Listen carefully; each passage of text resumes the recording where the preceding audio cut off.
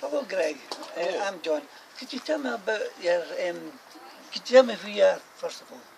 Hi, I'm Greg Robertson, and I work with the Wester Hales Edible Estates project.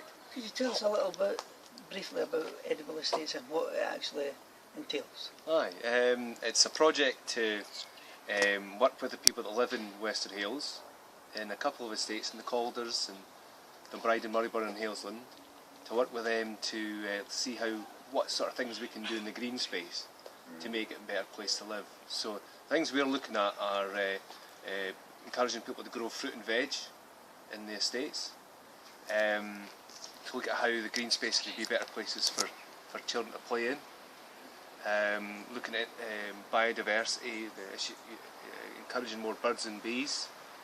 Now you have mentioned the green space, but there's a lot of what I call tarmacking just now. Oh. Yeah, it might be a sore point. Is there any way that the edible estates could have a marriage with the tarmacking to maybe build raised beds on the already tarred areas? Aye. Could that be done?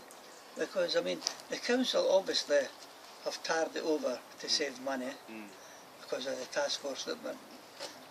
So if the edible estates could build the raised beds on the tar, that would be not killing two birds with one stone, but that would be a marriage of convenience where people have accepted or not accepted the tar, but it's there, and at the moment then you'd be able to use the edible estates, and it's a win-win situation then. Yeah, well, I mean, as a project, we're not very keen on the tarmacking ourselves, to say, and would rather perhaps it hadn't happened. Yeah.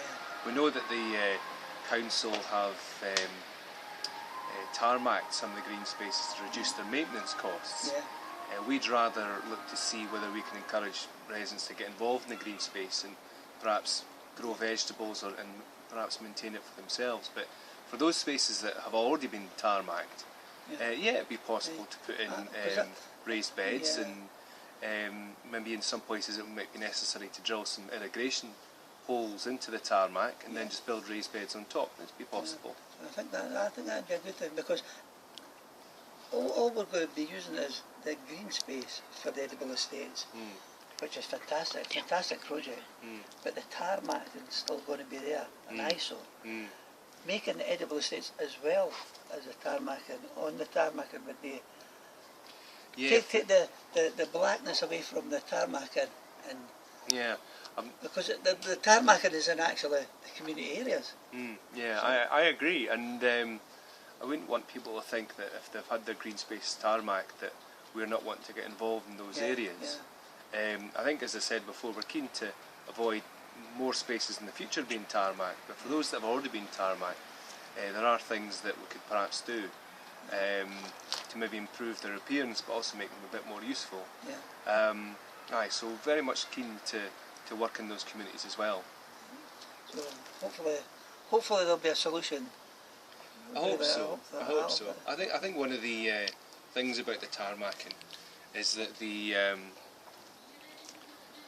people that have asked for areas to be tarmacked, they maybe haven't had all the other opportunities put before them, other ideas and ways that those areas could be managed, and perhaps they've just been concerned that the places look untidy, and maybe they're worried about kids playing there when they shouldn't be playing there. And maybe actually, if you explain it from another way, some of those things are actually quite attractive, having places where children play.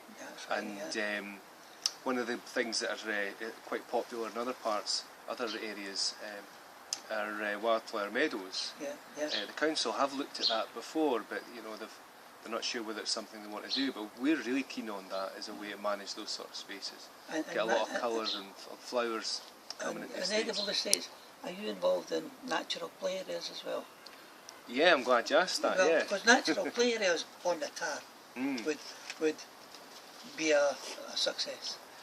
I wouldn't say so much that. The thing with what natural play is, it's an idea that's come across from Germany amongst other places, and it's about creating wild natural play spaces for children. Safe areas. Yeah, and that came out of they recognised that when they had children playing in playgrounds that were all tarmac, that there was a lot more bullying and bad behaviour.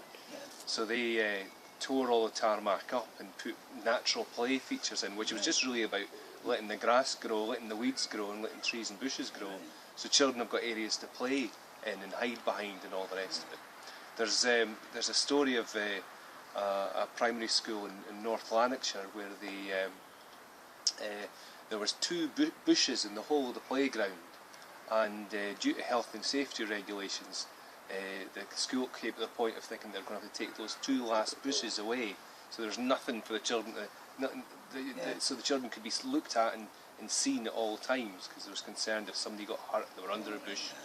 But they've instead come in and put in all these natural play facilities, and there's a lot more play and a lot less fighting, and that's a really beautiful thing. Whereas putting natural play on areas that have been tarmacked, again I'd say that the thing is to kind of avoid the tarmacking, but it'll be difficult. It's difficult to do natural play features in areas that have been tarmacked. That's something that I don't think we could do. So the natural things would be on the green space as well as the sort edible of, estates. Yeah, the sort of things we'd be talking about would be putting in logs for children to climb on, maybe sand areas, perhaps letting bushes and that grow so the kids get areas to play in, maybe having long grass so they've got areas to run around in, and have mazes and all that sort of thing. And it'd be theirs. And be for them to roam around and make play of their own, rather than necessarily being. The alternative to natural play is it's just kind of your regular playgrounds where it's all play equipment, and you know there's that's not a swing. That's not a swing. That's what is that? Seesaw. Seesaw. Yeah, that's a seesaw. And there's a swing, and there's all these there's all this play equipment there, and it's quite set as to what they're to do. Comes into that as That's well, right, because of the maintenance, where natural is. Yeah, there's a lot more opportunity for children to use their own. But there's that. But and let the kids grow. Yeah, let and the kids grow naturally. That's it, and let children use their own imaginations. Well, best of luck with the edible estates, Greg, really. Thank you very much. The community in Wester Hailes definitely backs you up, 100%. That's really good to hear. Thanks, John.